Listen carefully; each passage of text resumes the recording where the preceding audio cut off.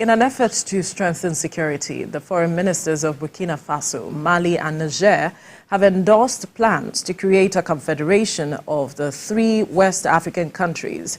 The three countries currently ruled by their militaries announced their decision in a joint statement following a two-day meeting in Mali's capital, Bamako, focusing on plans to develop the new Alliance of Sahel States, AES. The foreign minister spoke of the great potential for peace, stability, diplomatic strength, and economic development that a strengthened political alliance offers. The states were previously members of the Paris-backed G5 Sahel agreement, along with Chad and Mauritania. The G5 accord has since fallen apart following a series of military coups in the region. Joining us in the studio to discuss this latest development is public affairs analyst Chooks Nwoko.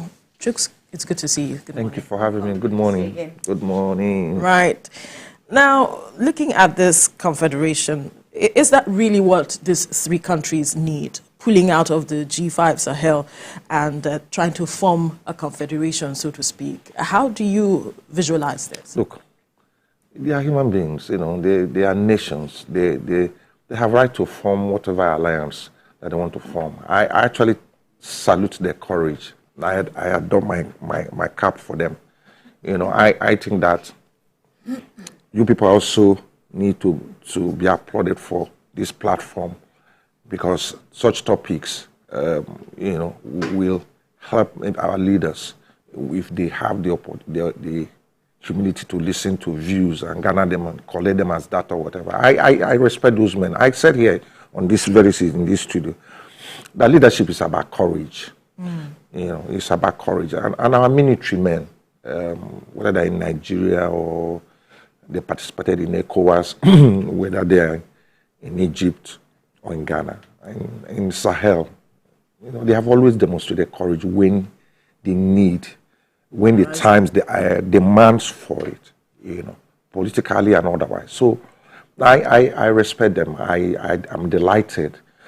Not just about the rightness of what they have done, but having the courage to say, look, and by the way, you know, three-cord rope, you can hardly break it. It cannot be easily broken. It cannot be easily broken. So because they share the same affinity, they came together to do this. And I think that for them, you know, and I'm also delighted that they have a goal, and the goal is to deal with the issue of the Sahel, insecurity, which has affected us immensely in Nigeria. So they've not been able to properly tackle it, but having agreed to form this alliance, and I hope that it will work, you know, in achieving the goals that they have set. Economic progress of the three nations is very important. Now, why do I say all of that? Because the black man and his mentality is still looking up to European Union and looking up to the West to tell us what to do. So this is a break from what has been annoying me for about a decade about our attitude with the West. We have been on this journey of Neo-Colonialism, and these guys are saying no. So if they can come together as a confederation, I am praying that it works, that this their agenda, this their goal and dream comes to fruition, that it will consolidate. I see other nations joining them. You know, I see other nations joining them, because this Sahel that has been left porous for a long time, and we've been on this issue of the Sahel, if they can deal with the issue of insecurity alone, you know, the other things will have political stability and all that. You also said in your remarks so far that you hope it works, and you know that is the speculation that is also rife. Yeah. The G5, aided, funded by the French government, didn't do so much, especially in tackling the common enemy. Yes. And so what's the assurance that these three nations coming together to form a federation will be able to tackle, and the threats are growing even at home and in the Sahel?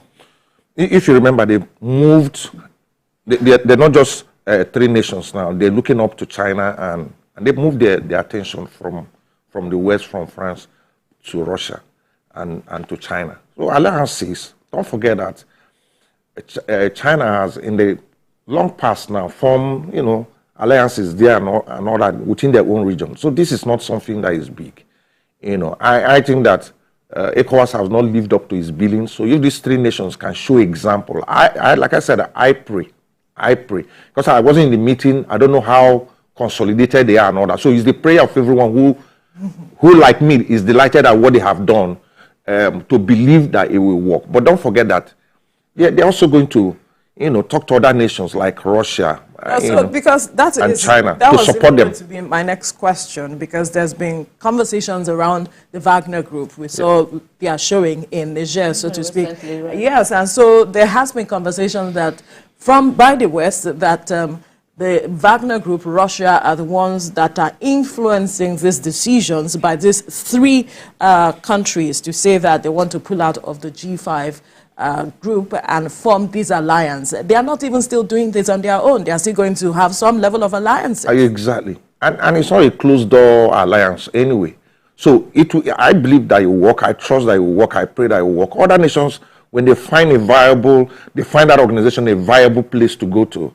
Because what's going on in ECOWAS?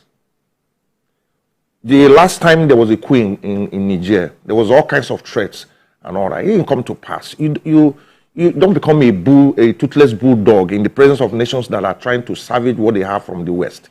And these are nations, the ECOWAS nations, that are still running after these people for crumbs from their tables.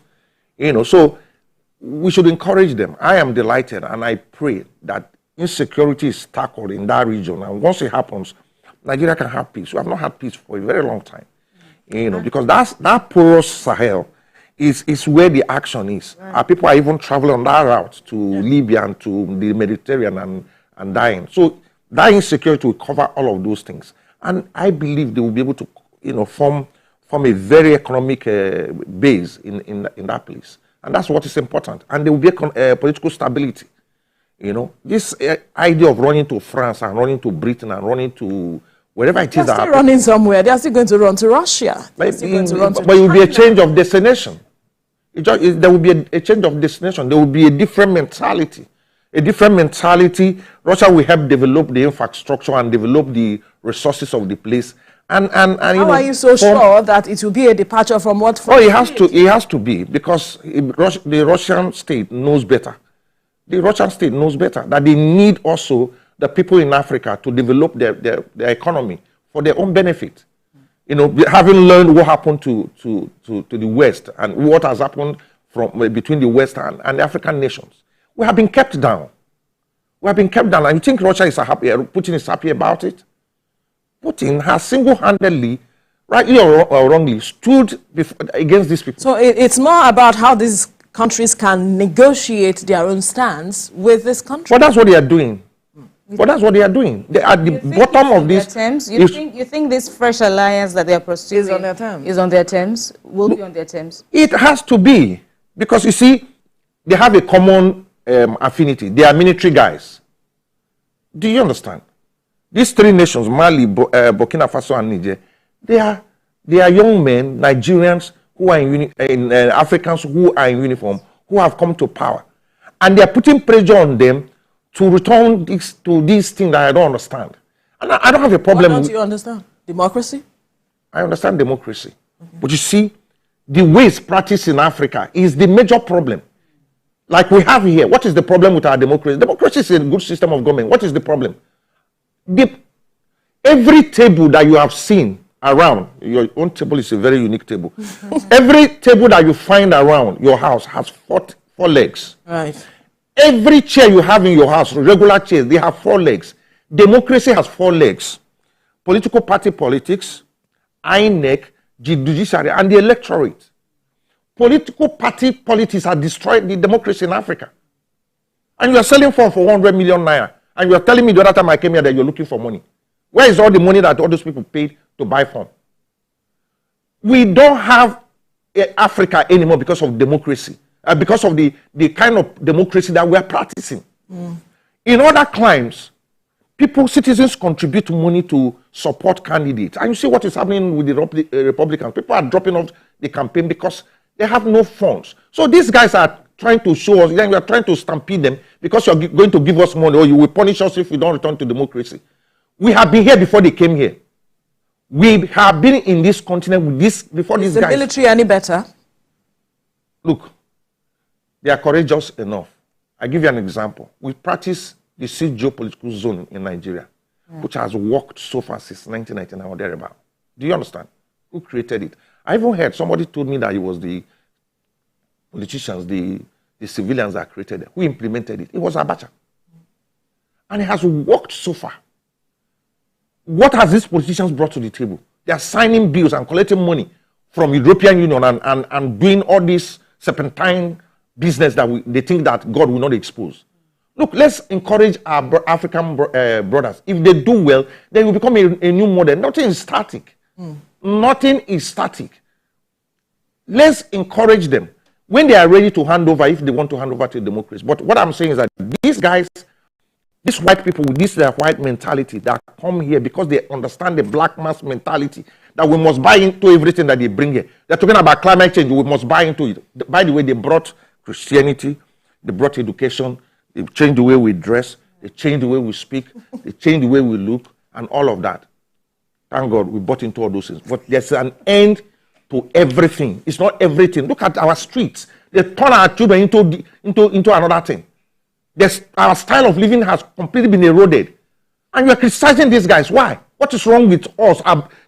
Living by... We lived here in your empire. We lived here in Lagos colony. We lived in Sokoto. We lived in Adamawa, Economic Empire, Benin Kingdom, Warri, Ishekiri. Before these guys infiltrated our society. With this, they assumed whatever. I mean, they've done well. The Yoruba man has done well for you. He created the television, it's phone, good. It's good you are balancing. But it is not everything that we must buy from them. The climate change story is about money. It's all a lie. Climate change has been here since the days of Noah. If you go and read Things Fall Apart by Chinua Achebe, have you ever read that book? Okonkwo had a problem with climate change. The seedling, 400 seedlings of yam that he was given, he went to go and plant it after the first rainfall. For months, rain didn't fall. His father couldn't give him. It was people that supported him. Perhaps the gods were angry. So, maybe the gods were angry. The gods have stopped being angry. They are there, showing us mercy and whatever. But you see, people can watch this program because of the white man's ability to create. They have offended God, and God has turned his back on them. Now they are telling us that two of you can be married, and our people want to support. It has never happened before. It will not happen again. You people should allow these people in Burkina Faso, in Niger, and Burkina Faso and Mali to do what they want to do. They love their countries. They are citizens of that country. They are not from a space. So where do you see this all going, especially with the Sahel? Would you, be confident that the Sahel is all but gone now? It has become, the G5. Safe. The G5 is all but gone now. There are two countries left. Where do you see this all going, even beyond G5? Looking at AU for if they do well, if they deal with the issue of security, for instance, which is very, very key, and they're able to build an economic base and improve the lives of the people, other nations, even from the ECOWAS, will join them. The G5 might just come back. The other two nations can join them. Do you understand? Because if you check their borders, they are closely knitted. So it might just be that we do not agree for now. That we do not agree for now does not mean we will not agree tomorrow. What is important is that Africa is our own. It's our mentality that we need to change. These guys have shown example how you can say no. And this is a warning to that man, that FCT minister, this former Governor Wike. If he thinks everybody's afraid of him, I'm a small person. Let him come and kill me. This democracy, we fought for it. He should stop making all this noise that he's making in River State and mind his business. If he cannot respect his wife, he should respect the rest of us. Right. The issue is not about him right Absolutely. now. Yeah, so, but I'm using the opportunity to talk to him. But it's not related. It's not related to this. It's not related. Let me tell you how it's related. Okay. Let me show you how it's related. Right. Do you know the issue you have and what we're discussing? Because these guys are military juntas. If you read the report of their meeting, they were described as military juntas. We have military men who love our country. Absolutely. Let me leave it there. Okay. If you don't get it. Let's leave it. When you come and be destroying our democracy that we are managing here, you think that you're the only Nigerian that love this country. Let us leave it at that, like you have said, and go back to the issue. And my concern is about the interest of the people. Because you mentioned earlier about democracy being built on four legs. Yes. And the people are involved. Yeah. How is the interest of the people, being, brought into the fore with regards to this issue now that we are seeing, the alliance now? Because we have not really seen as much development with the people, moving them forward from what they have known over the years, even across these countries. Is the interest of the people really going to be covered here? Absolutely. Absolutely. They love their country. They've sat back for too long and seen politicians don't care, steal their money, because the black man's mentality is basically corruption. Do you understand? So it's about the people. The people come first as far as they are concerned. So if they can tackle the issue of insecurity in the Sahel and in the different countries, look, the killings will come to an end. People are being murdered in Mali. People are being killed in Burkina Faso.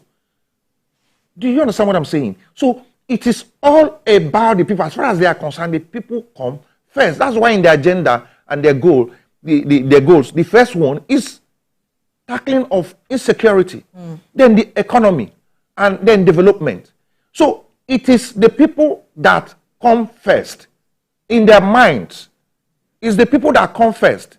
People are dying in those countries, and they are offended by it. They are offended by it. The French people came there and other people came there to come and help them. It got worse. Maybe you've forgotten what gave rise to this. It got worse. So what's the essence of having in the country, ravaging the country and stealing their resources, and the people are still dying? They can do it themselves. And so far, so good.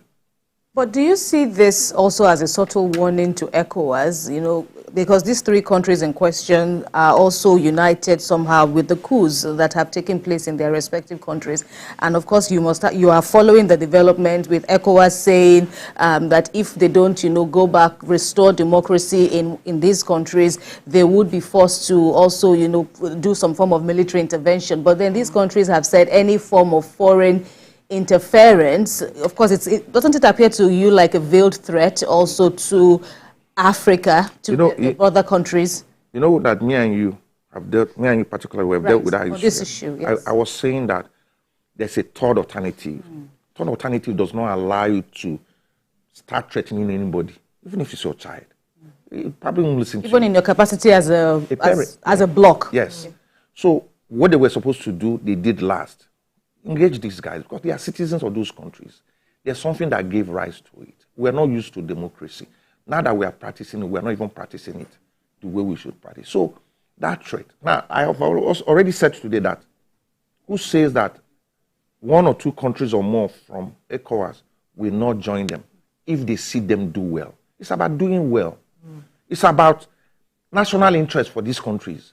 So if they do well and you want to join them, I see the possibility. What ECOWAS has done, which I criticized here that I talked about, was that threat was too early. It was that threat that led into this alliance, if you're not aware. Because they were saying, we too were military juntas. If you go and attack these people, are you going to come and attack us? And you don't do that. AU is in that place. What did they do? These organizations who were small when they were formed, were we even born? We weren't born when they were formed. What have they done for us? What have they done for us? Have they done anything to the man in Cameroon? Have they done anything? Have anybody spoken to the guy in Rwanda? So these are hypocritical attitudes. Things are going wrong in Africa. People are claiming that they are practicing democracy, then you're sitting in one place for donkey years, and you say you are practicing democracy. The man in Rwanda, has anybody ever had the guts to speak to him? That you have overstayed your work. There are those who would say that he's doing a lot for the country, bringing development into the country. So they should name the country after him. It should become a republic of the man. Do you understand? So let us support these guys. I'm sure in the nearest future that I think that what gave rise to all these things that we're discussing about is the Rwanda, Cameroonian, and all these guys who are staying put in power. If our own people, including our people here, can just recognize that we are all Nigerians, so that we are all Africans. Let us recognize that you must love this country. And they bring in courage. Our politicians have never demonstrated courage. Now, that's not to hold one person accountable, But it's just a common disease that we suffer. For instance, you say we don't have money. If you don't have money, I was asking the last time I was there, as an individual, when you don't have money, what do? You look for that means now. You're carrying something, you're selling and all that. Sometimes I don't have money myself. I'm managing what I have. I'm looking for that means. You know, I actually teach multiple sources of income myself. Yes. So what are you doing with all our resources? You've been fixing the Port Harcourt warrior. But you've been saying something about where the government has addressed this matter of refineries. Yes. So we are waiting to see what will be done. We've been waiting. You've been talking about if this works, It will work. What concerns do you have that you think could hinder this from working? Look, let's be positive. I do not foresee anything. What I see is courage. And a man who is courageous, you can't really stop him. Because first they are under pressure. Maybe they should remove that stuff they are wearing. It has happened here now. Under pressure from whom? Oh, from everywhere. This discussion is enough. Making it, the topic alone is even enough pressure. They are pressure from whatever, asking in them to transmit to civilian, to democracy and all that. So it will work. If they have the common sense of coming, three ministers coming together in Bamako to say, this is what we do. More ideas will come. That's creativity. That creativity comes from courage. You're courageous to hold on to power to better the lives of your people. You also said remove what they're wearing, if they remove what they're wearing. Let's leave it like that.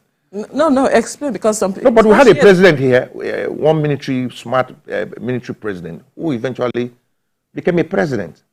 Do you understand? So he transmitted from wearing uniform to Agbada and all that. Well, what are the lessons for ECOWAS and the AU from all of these moves that we're seeing? It's the same thing, courage to speak, even if you don't do anything about it. And be very careful what you speak. Then separate yourself from conspiracy of fools. There's something I call conspiracy of fools. I studied from some guy who did a paper, a study on the collapse of Aaron. The lesson is that people should be punished when they do wrong. That is very important. So if you have some guy who is in government and is stealing money, you must pay him. Do you know that Skidden is in jail for 292 months? Calculate is 24 years for wrongdoing.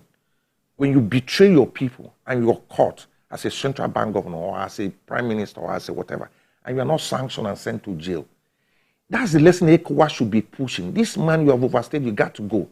Make it public. Let's discuss it. Put pressure on him. Do you understand what I'm saying? So that is what led to these things that these guys have done in their respective countries. The people were suffering, and people are driving limousines and driving up with people's money. Do you understand? They have not shared money here now. People are not discussing that one, and they're signing a bill to legitimize LGBTQ, which is alien to our culture. You people are not saying anything about it. We will say it because the country belongs to us. And it's these guys on top that have collected money. How do you mean? How do I mean? Yes. Let's come back here and discuss it. Okay. Because it is detrimental to the life of our children. No, it's an assault on our culture. Ban these statements and not back them up with facts. You have to defend them. Okay, I will send you the facts now. And don't say it's not about me. It's about the audience, the people that are watching. You have to also defend the statement. I'm on TV so that they can hear what I'm saying. There's something going on in our country where we're being betrayed, where our society is being destroyed, and all that. And I said to you that the politicians who are on Agbada are not the only Nigerians. And these issues... That's what has happened in Mali. When people and things are going on, and the people who are also citizens, just because they are in union, they're also citizens. All these issues will find their place with the breakfast show. This is one of the issues, and that's why we brought you to discuss. Okay, when we finish now, recite to me, I will give you the facts. To discuss this one. Yes. So it will really be very... On the 15th